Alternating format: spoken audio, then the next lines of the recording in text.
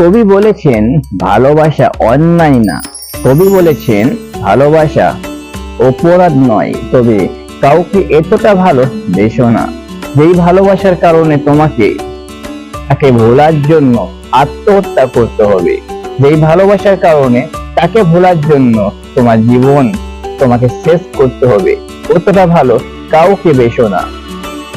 যদি তোমাকে ভালোবাসতে হয় তবে তুমি নিজেকে ভালোবেসো।